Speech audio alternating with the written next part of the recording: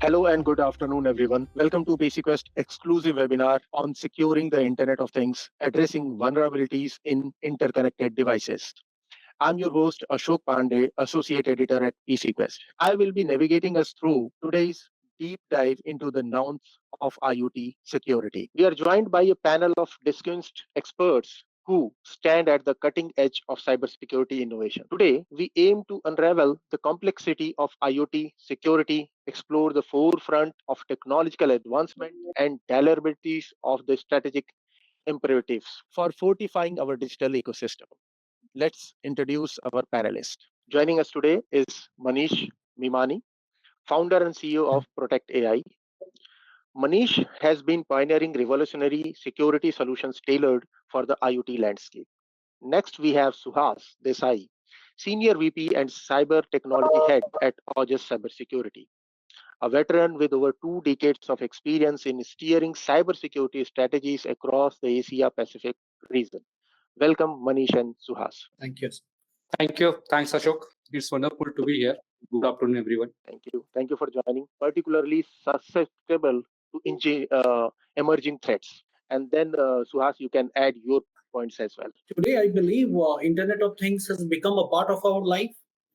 If we talk about connected homes, which means that all of us are connected to these Internet of devices, smart homes, smart cars, connected homes, what we call as connected devices, connected cars, connected networks. So I believe that each of us, every one of us are today one or the other way connected to Internet of Things. In the last 5 years, the usage of IoT and OT has primarily into manufacturing side, into electricity, utility, equipment manufacturing companies. We have seen high and very smart usage of OT applications, OT appliances, Internet of Things. Okay, but today the scope has increased. If we talk about connected cars or driverless cars, okay, or the cars moving on the road and talking to each other, these are also automobile industries getting covered, and every industry is getting captured. But still, OT has a larger role to play to the manufacturing side, automobile side of it. That's how I see the things moving from here. Suhas? Ashok, to add on Manish's point, we are seeing there is significant tractions around biomedical field also. So if you see from the retail side, people are started using wearable bands and all. But from the enterprise level, healthcare or biomedical engineering field is adopting more industrial IoT solutions. Be it is for MRI solutions, be it is for the CT scan, be it is for say ESG solutions. There are a couple of solutions around like say wearable ESG devices, or there are many sensor-based IoT applications for devices in biomedical field. That is one I would say getting more traction. Second is like what Manish said about industrial IoT or OT. Many BAU activities at the plant that is giving good results to industry. Another area I would say is like say most of the connected devices, whether it is for the retail or whether it is for the industrial side, authorization or authentication programs, where people are using IoT devices for authentication purpose, and that is helping us a lot. So recent, if you see immigration processes at multiple airports, where it has been automated, and a lot of connected devices are playing important role to make it more easier. Interesting, Manish and Suhas. So considering the wide range of IoT devices and their security levels, how should organizations approach creating a unified and robust security framework? If you can elaborate on that part. You want to take it, Suhas, first? So Ashok, when we are talking about IoT security, it comes in layers. Then it comes for the firmware security. Then it will go for the communication channel security. So whatever devices I'm having, so it may communicate with platform or aggregator with multiple channels. So it may be like say your Bluetooth, it may be Zigbee, it may be NFC. So there are multiple channels. From these channels, it will go to the next. Second parameter after devices is like securing communication channels. So one example is say whatever data I'm getting over the year, that I'm getting as a secure data. I need to securely store, transit, as well as process that data very elegantly to have all the compliances related to data security. And post that it will go for the platform side. if we are using IoT platforms or industrial IoT platforms, or whether we are connecting with any data analytics platform where all the IoT devices data in process. So we need to securely connect with these platforms to monitor entire traffic coming from the IoT devices. So like I said, 24/7 monitoring is required for these devices. So there might have instances where robo devices has been added in your system. So these are the 5 components I would say in IoT security framework we need to put, along with all the integrations with API, all the integrations with cloud, or the integrations with other platforms. So that should be secured properly. No, perfect. Suhas has already summarized it, but I will give you few examples and how the process works. Okay, as Suhas mentioned, the first thing is about discovery of devices. Of course, because the organization should understand what are the devices they are using into their ecosystem.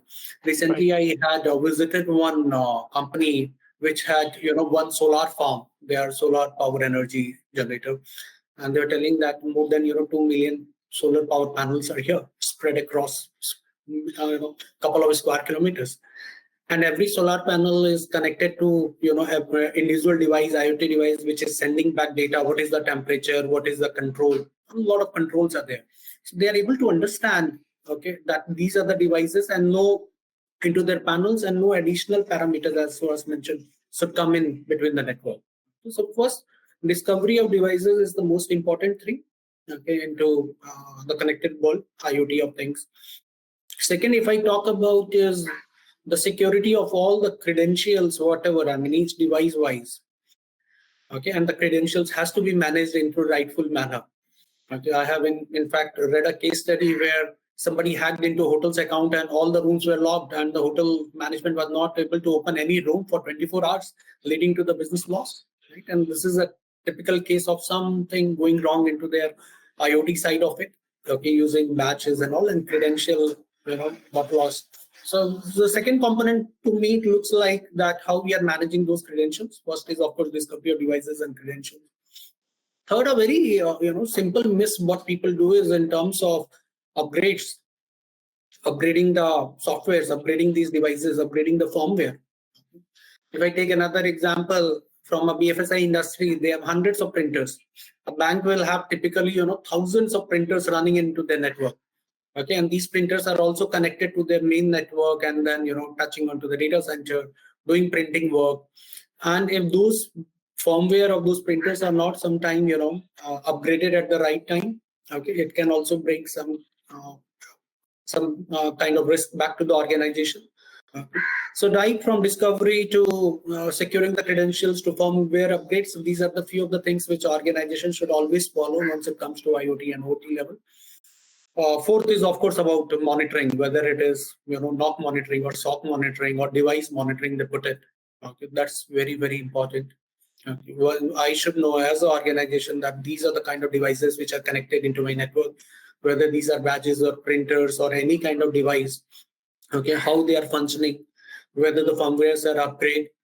What is the kind of output which we are getting? Is there any abnormal patterns which can be shown using those knock monitoring tools? So monitoring is one of the key strategy for IoT security. Monitoring of the devices.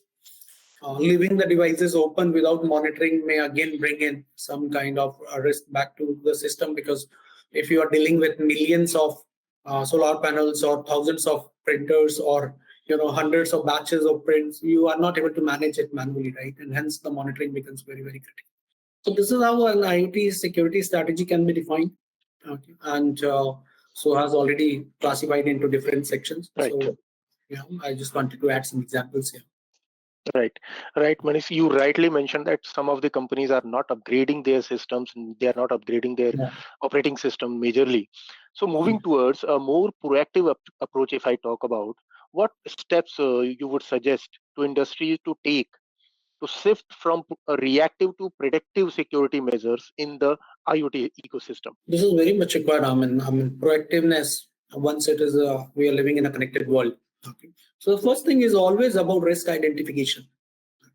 What is the risk which these devices are bringing to the ecosystem? Risk mapping, threat modeling, we call it into typical cybersecurity language. So if I have done my threat model, I also try to balance it out with my business risk, because ultimately cyber risk is all about business risk. You're running business at the end of the day. So what is my risk appetite from business perspective? What is the investment which we are trying to do? Okay, and I can map it out. I was talking about firmware. Of course, firmware upgrades and other things, or SOC monitoring and NOC monitoring are cost. Okay, so if firmware is not updated, what is my risk? Can I run on T-1 or T-2? What is it? Okay, that also we call as technical debt sometime. Okay, so what is my level of risk? How much I can absorb? So threat modeling, threat risk identification, and then combining it with business risk. This is the first cybersecurity strategy which companies or organizations should build in a rightful manner. Okay.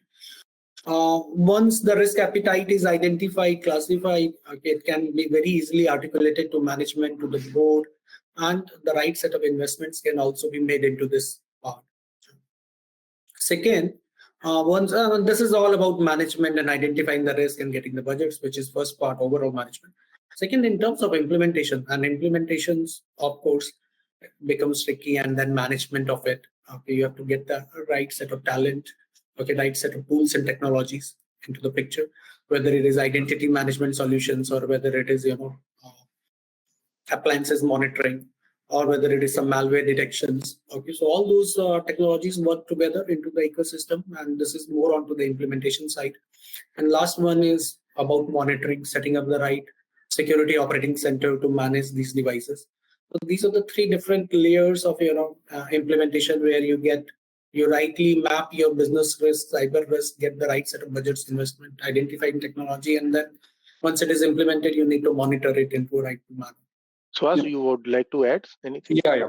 So here, like what Manish said, is like we need to have proper strategy around, say, devices part, that we need to use secure implementation tactics, and later on it will go for the monitoring part. So along with this, one point here is like to start with like devices part. So majorly, it's like when we are talking about devices part, we need to have a couple of scenarios, like say when we are doing device discovery. So many organizations say legacy systems are there, like say older OT systems or new age devices systems. We need to have proper inventory of devices, and that is a very important in terms of whether my systems are providing access and authenticating correct devices. So we have seen a couple of scenarios where rogue devices has been added in the system, and that rogue device got infected, and it sent entire malicious code to the platform, and all other devices got infected. So there are a couple of famous IoT exploits also happened in past, for the like say Mirai, as well as. So from there, once you are securing that device, you are authenticating that device to the platform. All the platform related measures which we can take, like say decommissioning processes, onboarding processes, whether I'm onboarding proper devices. So and at multiple plants which we are seeing, there are multiple platforms, IoT platform or IoT platform. Then how to make compatibility and integrate everything together to make it as a logs injection part, which we're using, like say how Manish suggested to have SOC part. So all this SOC part which will get there. So that is very, very essential. Another area is like say whenever we are talking about upgradation part. So Manish highlighted that point as a very well point. Like the over the year we need to upgrade it. What is the process around that? Because if that plant is in say Mumbai, or if that plant is say Gurgaon, so our company has an entire wide network and all these devices spread across globe. Suppose 50 plus plants are there. So I need to upgrade all these devices in one go or in one cycle. At that time, secure patching or securely upgrading all the patches. And another point is like whenever we are talking about device availability, observability of all the logs or observability of all the data coming from these devices should be there in the system. So getting proper data, whether it is structured data or whether it is unstructured data, it has APIs, it has platform, it has devices, it has cloud integrations. Sometimes it is integrating with other critical SAP-based models also. So we need to check all the secure integrations as well as here. So these are the components I would say, Ashok and Manish, we need to consider while making any strategy or rolling out IoT program. Absolutely, Suhas. Talking about the advancement, if we can think about the future, what are the promising developments in the secure boot mechanism and hardware root of trust for IoT devices, and how we can keep it more secure in the future? Manish, if you can start with, and then Suhas can take over. A lot of innovations are happening into this regard. In fact, so these are all possible with IoTs and Internet of Things, which means that the sensors are connected to Internet, and then Internet is transmitting through satellite the whole of these data to the car, which are into the vicinity of 100 and 200 meters. Today, we are already on driverless cars. Okay, and this is Right. kind of driving and generating so much of data, and not only generating, processing this data to take a real-time decision that where is the traffic and how to move once you fit into the map. So huge amount of innovation is happening onto Internet of Things, okay, IoT side of it, as well as OT side of it. If I talk about OT, there are very advanced SCADA systems which has started generating it. ICS devices, PLC devices were becoming the thing of the past, but still a lot of innovation are happening onto that side. I would also like to add sometime, something related to the consumer side of it. If you go to some hypermarket today, okay, you can just go and pick up something, scan it, the bill automatically generates. Okay, you can make a payment into and then pick it up, come out from the retail store, fully automation. And this is all combination of IoTs. This is all combination of internet, okay, and processing of the data, retailing. So as mentioned about SAP integrations and all the data is going, billing is being generated, payment is being done, system is approving, and the entire process is automated. Similarly, if I talk about connected homes, again, we are seeing such advancement, right? I can just switch off AC sitting at my office, okay, or switch on AC before reaching my home 15 minutes in advance, and that's the advancement. But talking about the risk, this is all kind of IoT innovations which are happening, okay, into this interconnected world. But again, this brings back risk to the ecosystem. First, I believe, is in terms of data. Okay, our data is getting everywhere now. Okay, people now, machines are understanding, okay, which is my car, where do we drive, what speed we drive, what is the license details, my personal details, where is the home, what time I reach home. So all those data is also being collected. That is one risk which is getting originated into the system. And if there is any data leakage which happens into this entire value chain, it makes you vulnerable, okay, to any kind of frauds. Secondly, systems can also be compromised sometime into this value chain.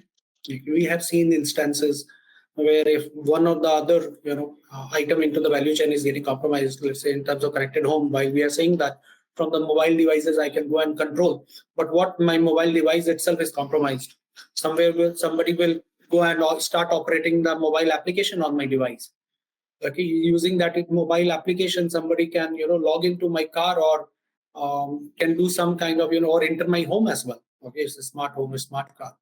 Okay, I'm just thinking from the consumer perspective. Okay, I think similar examples are available into the manufacturing and retail side.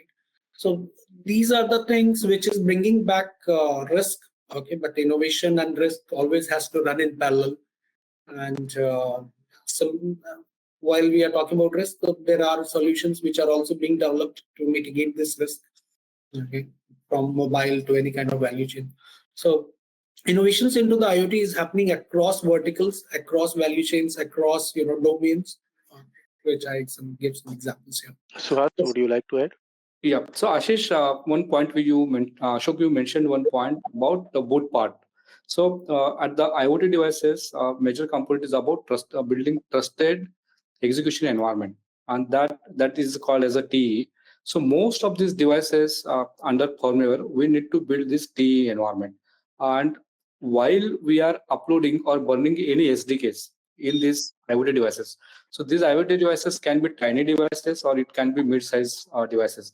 And in such devices, whenever we are burning trusted execution environment, at that time, we need to consider how we are managing entire cryptography here. And that will decide how data we are storing and capturing in the device before transferring it over the communication channel to aggregators or processing unit. So that is very, very important. So building strong cryptography at the device layer in the trusted execution environment, handling these all cryptographic keys, how we are storing these keys. So classic example, we can have say HSM model. So say most of the like managed HSM model, most of the cloud providers like say be it is Microsoft, be it is Amazon, they provide managed HSM services where all the HSM keys they can provide it to device during device provisioning, and that is getting ensured like say you have all the SDKs securely signed and gives properly encryption abilities in the device itself. That is one. Second, while you are doing about the booting part, booting sequence, so there are a couple of attacks which we have seen. Booting sequence has been changed and devices were not able to perform properly. Couple of examples on the device boot systems where like say device were not able to boot after the attack. Data was like say display was gone, or some data was erased, or something like say UI impersonation happened at the device level. And we have seen a couple of examples around that. So to avoid such scenario, we need to have properly signed application on the device itself.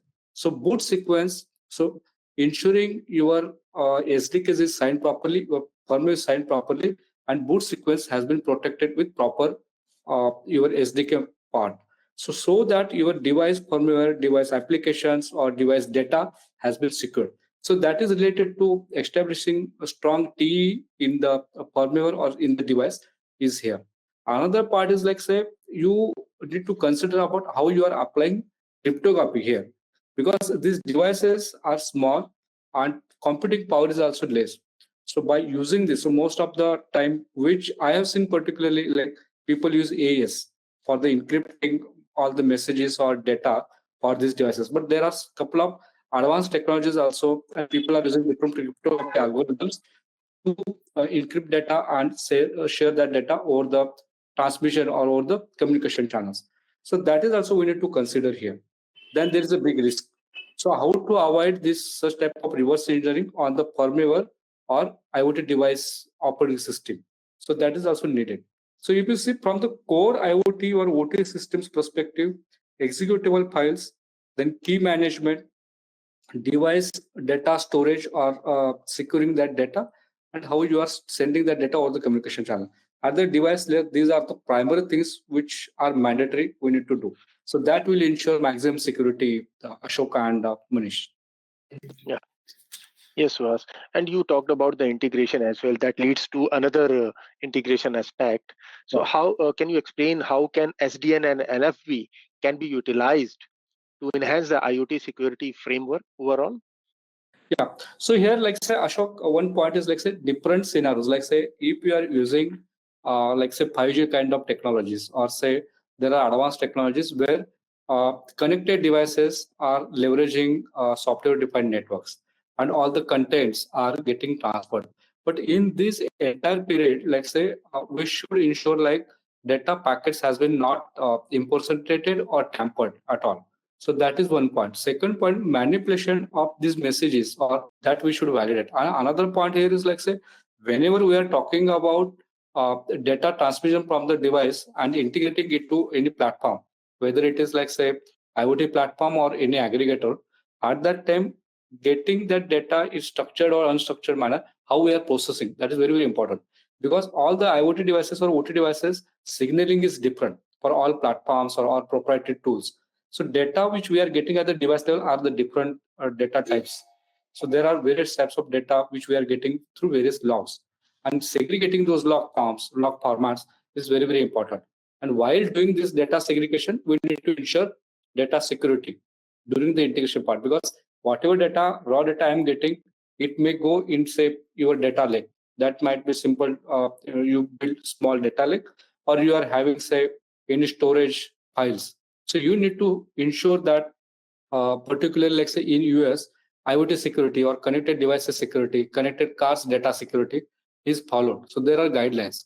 From the assessment perspective or data security perspective, there are guidelines around data storage. Then from the cloud perspective also, if you see all the data in resident or data in transit, we need to ensuring data compliances. I'm processing that data and sending it as per the compliance or regulatory requirements. Ashok. Perfect. So, yeah. So, as we all know, smartphone has changed the game of IoT system, and now AI has become a game changer. So, how these things are changing the entire IoT ecosystem, and how can we manage the convergence of AI and IoT securely? Manish, if you start with. Yeah, I briefly touched upon these connected homes and things being managed from smartphones. So today in the digital world, okay, all of us, and if you talk about global app devices, okay, there are more than 6.5 billion mobile devices which humans are using, and many of us have actually 2 phones or 3 phones. It's a very interesting data. If somebody has done some research form, and they identify that a normal human, I mean, people like us are spending on an average 5.5 hours daily on a smartphone today. So that's the kind of, and that is where the automation is happening. So all those IoTs, connected homes or connected devices, or even connecting industry equipments also are today onto the mobile devices of it.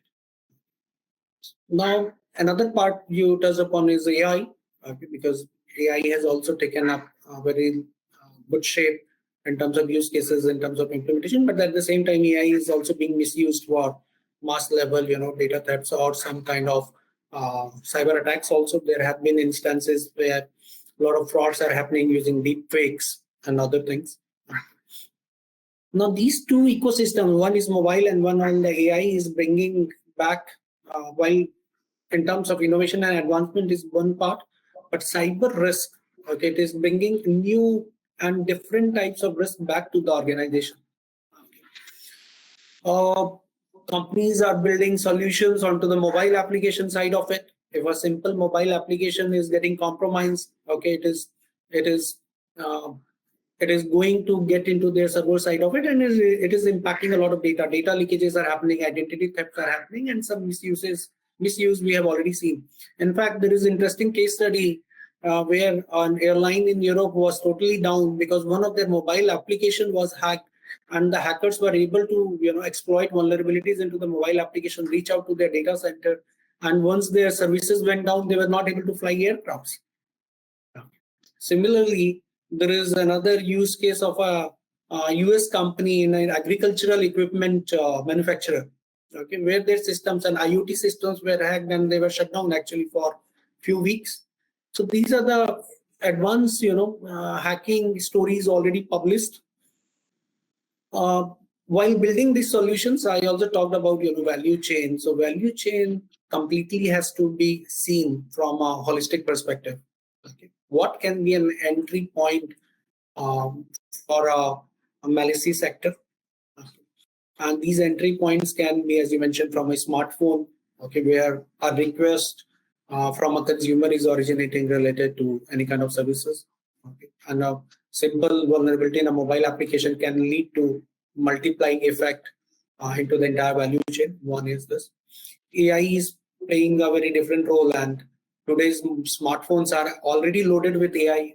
You see advertisements, smartphone companies are only selling mobile devices based on AI capabilities, and the user has got a lot of power and data, a lot of power and compute into their smartphone itself. Okay, now if these AI systems are getting misutilized again, it is going to bring back equal amount of risk back to the ecosystem. Another thing what I see is which was mentioned about actually processes and compliances. These two things are very important. We talked about all those ISO standards to be implemented. Actually, processes while doing the complete value chain implementation is very, very, very important. Sometimes we select best of the technology, best of the solutions. We do implement also. But if we miss upon some kind of processes or some kind of operational process, if not implemented, it can again bring back equal amount of risk. Okay, if a process is not followed, somebody has done some credential harvesting, some credential theft has happened, and somebody is able to log into the systems. Okay, he can bring a sabotage to the industry, to the entire organization. And lastly, I also wanted to touch upon awareness, okay, because while all these ecosystem is getting connected, I will call it out the complete ecosystem of IoT and Internet of Things. Okay, building awareness from the service provider or from the organizations which are using these kind of technologies to their employees, to their customers is also very important as a part of overall implementation program. Smartphone, AI, and all are enabling our daily lives, enabling innovations for the organization, but bringing equal amount of risk to the ecosystem. And that is where awareness can play a very critical. Right. Suhas, would you like to add some? Yeah. So a couple of AI-based use cases which has been widely popular around, say, like the agriculture field, where most of the advanced countries where adoption of IoT devices or IoT technology is more.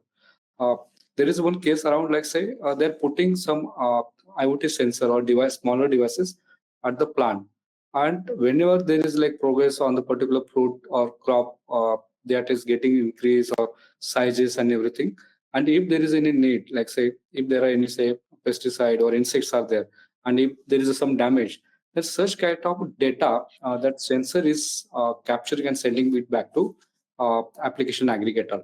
And if there is like say we need to put say more water or say any fertilization parameters, at that time it gives all these data inputs, and AI has been backed by such data sets where a lot of machine learning rules has been applied, and it gives you result, actionable results, like say you need to go and do these two things at your farm.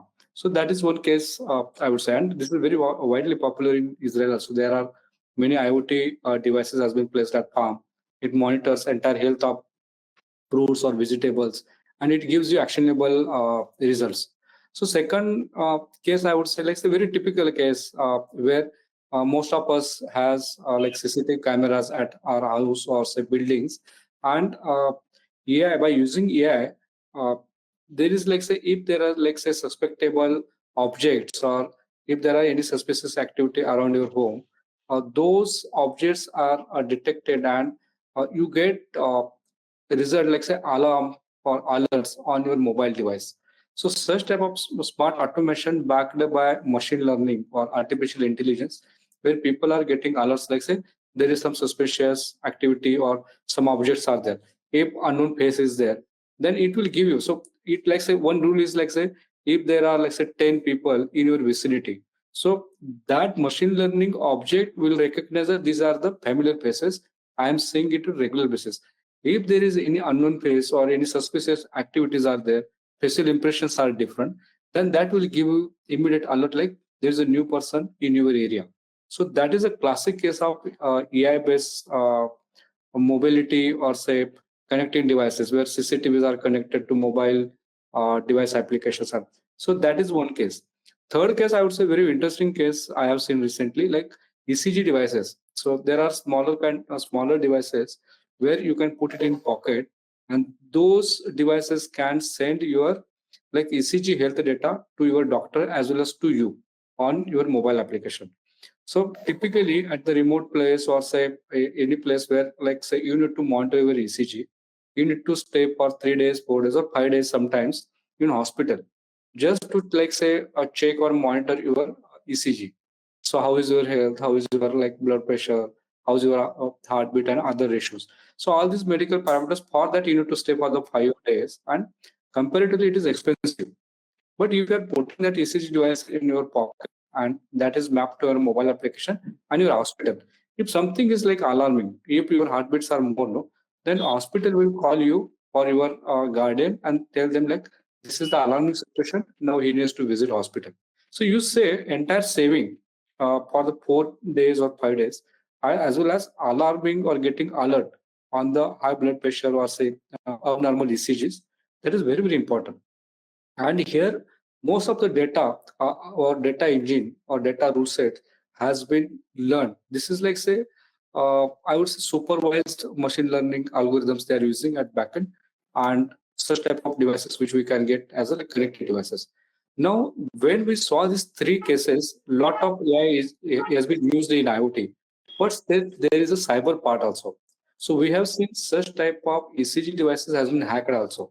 There are a couple of type 2 diabetic insulin pumps hacks are there. So this is publicly available information.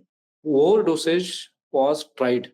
So you can imagine how much impactful it is. It directly impact on the human life. So this was like one of the infamous IoT attack where someone has tried to intercept data to control on that IoT device, which is used for the type 2 diabetes insulin part.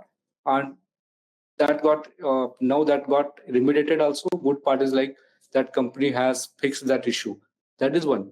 Similarly, whenever we are talking about any smart home automation part, like say we are using command controls and opening doors or controlling fridge and everything, there is like say if that voice control has been impacted with deep voice or AI based voice, then you can open these applications or you can leverage or use those devices also. That is second case we are seeing as like, so everyone is aware about deep fakes or voice based scams now. So these are 2 3 cases I would say where AI and devices has been used. Still cyber security risks are there. We need to be careful about or do secure practices to mitigate these findings. You are right, so as many devices we will add in our ecosystem, that many points we will add for the hackers to attack us. But personalization is one thing which we required in terms of our health, in terms of our home security, office security, and many other things. So I would like to ask to you, Suhas, what kind of trends you are seeing in this biometrics for IoT devices in terms of authentication? Yeah, so mostly like say if you see India is a classic case. Immigration, I would say, or say Digi Yatra. So facial recognition is a wonderful thing which we have achieved in recent time. So that is classic case, I would say, connected devices with biometric authentication. That is one. Second point is like say you might have seen a couple of years back, Aadhaar system has introduced authentication for telecom or bank. Like say if you do authentication and it was like say they used to validate your accounts for the telecom as well as for the, that is the second use case. So trend wise, if you see facial recognition or voice recognitions that is happening. Third one is like say most of the IoT devices, like say uh, all the voice agents or AI based voice agents, they are able to recognize your voice and open the applications, take commands. So smart automation at the home, that is one point. Second point, like say there are a couple of things at the industrial side also. So voice-based command you can give for the CNC machines, which we are seeing now. Automation around heavy industries where like say 200, 300 or 500 degrees Celsius heat is there. As such type of systems can be controlled through the voice. So that kind of authentication for the machines or giving commands to the machines, that is happening. So these are the some trends I would say from the biometric perspective are happening. Uh, Success rate is more in say authentication, like say fingerprint authentication or voice, or even for the facial part. So these are the 2 3 facial mechanism or biometric authentication mechanisms are happening, backed by strong HSM systems, backed by a strong validations around identity. So now if you see identity management along with strong authentication controls is the new thing, I would say, and it will go long because if most of, and I used a particular word about robo devices. So if you are having say 10,000 devices across plant, or if there are 10 plants and you are using multiple devices for authentication purpose, if someone is putting robo device to just for the attendance part, so we should be able to recognize that whether that is an authenticated device, registered device, and whether that device has proper ID. So now in IoT, there is one concept for the device ID management. Each device has different ID and unique ID. So that ID is mapped to IoT platform or industrial IoT platform that is needed. So from the authentication perspective, as well as from the biometric perspective, these are the few trends and applications I'm seeing in the industry widely accepted. Ashok. Yeah, thank you. Thank you. Suhas, before I move to Manish, I would like to ask my audiences to share their question in the chat box, so we can take it ahead. So, Manish, would you like to add about the authentication and behavioral biometric trends and some other trends which we can see in future in terms of IoT? I think facial recognitions are becoming a reality now everywhere. Okay, it started with the smartphone, and today, when I reach home and to take a lift, I have to actually authenticate myself, and that happens with facial recognition. That's a level of security which has been added into the apartments also. So, facial recognition is certainly going to lead the future. Already taking the leadership. Biometric in terms of fingerprinting or in terms of inserting some MPINs are becoming things of the past now. Going forward, a lot of sensors which will understand the movement itself, even in the night time. Okay, we talk about night cameras, we talk about AI enabled cameras, which without even having a complete facial recognition, okay, systems are developing in such an advanced manner that they should be able to identify you with the kind of way you are walking and with the kind of way you are talking or the way you are actually representing. The combination of multiple parameters using those data which the system has captured over the period of time should be able to authenticate. That's a very advanced authentication, which some researches are already going on. Some implementations has also happened. There are two ways of looking at it because we also talk about AI and deepfakes. Now today, if there is a deepfake using some AI and which can represent the prime minister of the country and talk on his or her behalf, imagine somebody can easily copy the facial features of other people, right? Even the voice cloning is happening. Uh, there are advanced use cases of some frauds where somebody has mimicked like the CEO of a company and has instructed the CFO to make some payments. So every ecosystem, while doing credentials mapping, okay, while it is evolving, and so is the rest. Okay, facial, biometric, all those things, and AI driven actually recognition systems are going to take the shape in the future. That's how I would like to put it here. Okay. So maybe one final question from my side, then we will take some of the audience questions. Uh, what strategic steps should organizations take to build a resilient IoT infrastructure against sophisticated cyber attacks powered by AI? You can start, Manish, and then Suhas will take over. Okay. I believe that having a very robust process, of course, AI is the core framework. Okay, I talked about discovery of devices. I talked about credentials management. I talked about in terms of okay, how do we go monitor it? How do we implement it?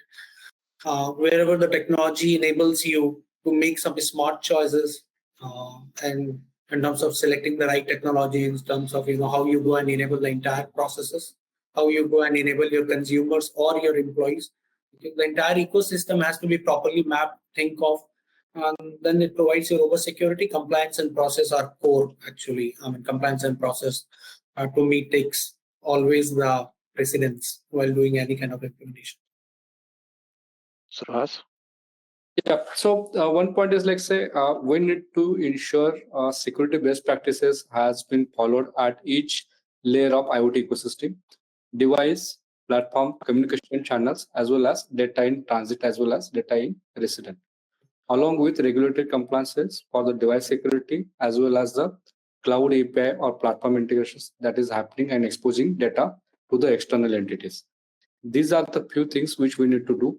Apart from this, data at the device, if someone is trying to do reverse engineering or someone is trying to jailbreak these devices, that should be prevented through proper security techniques. Proper code signing should be applied to all the SDKs which are getting burned at devices part. Then another area is like we need to have strong policies and processes on adoption of AI, ML in the organization, whether it is like say IoT structure or OT structure or typical IT infrastructure. So we need to think on the what are the good sides of artificial intelligence in our IT or business that should be enabled. there is like say downside. So example I will give you. So if you put one example, like say if I am putting my biography on the say AI based any text part, and if I put like say Suhas Desai XYZ company, then I will get that data like say previous. So you compare that data. Now, if I put Suhas Desai and some another company name XYZ, so there is a very little difference in that AI response.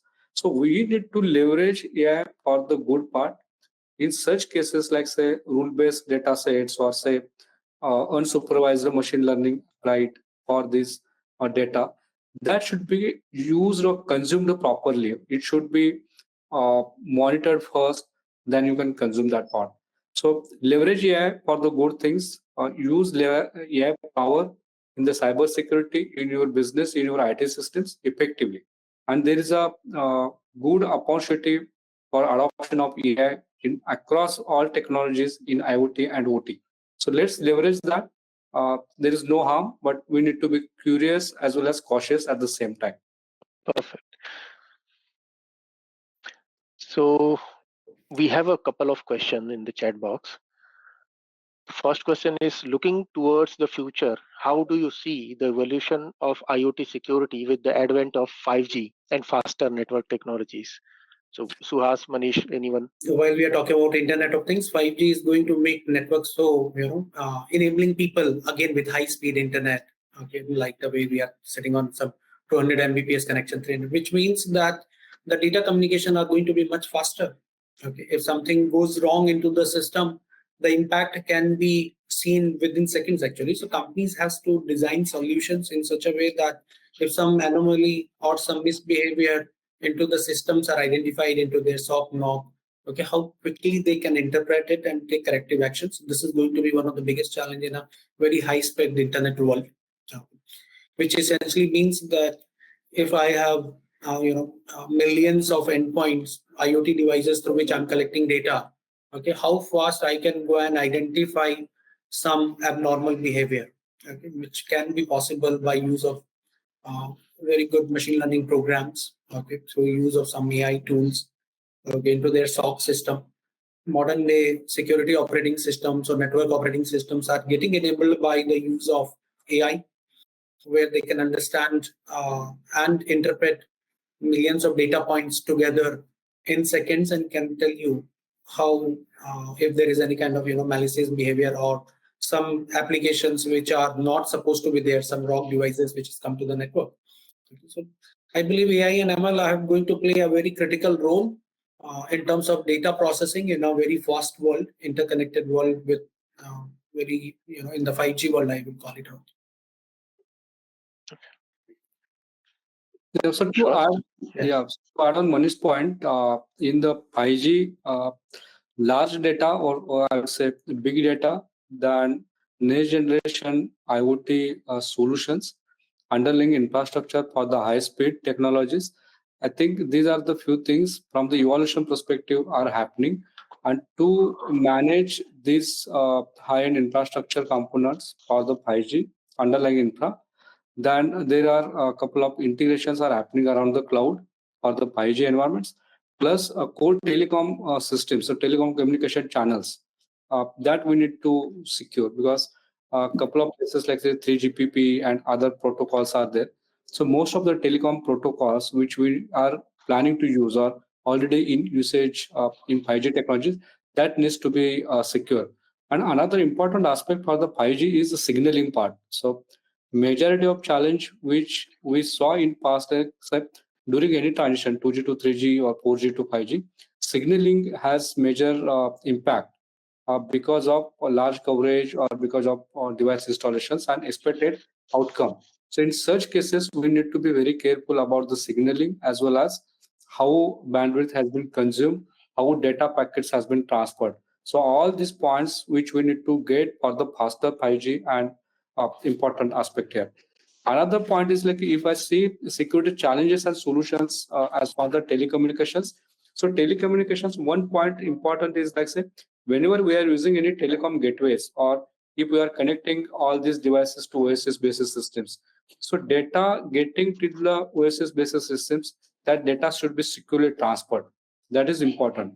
Second point is like, say, we have seen couple of cases around, say, SIM card cloning or eSIM cloning or fake SIMs, those kind of attacks which are getting prevented. So there are multiple technology around that. Basic part is like, say, you should validate IMEI number, you should validate ISDN numbers. So all these numbers which we are validating in the telecommunication channels, that is important.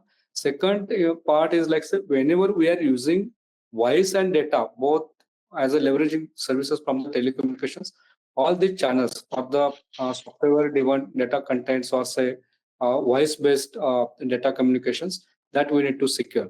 So there are various protocol at each technologies in the telecommunication ecosystem that we need to see standards, and there are particular standards around telecommunication equipments which most of the OEMs are following that we need to adhere while deploying all this in our end-to-end architecture.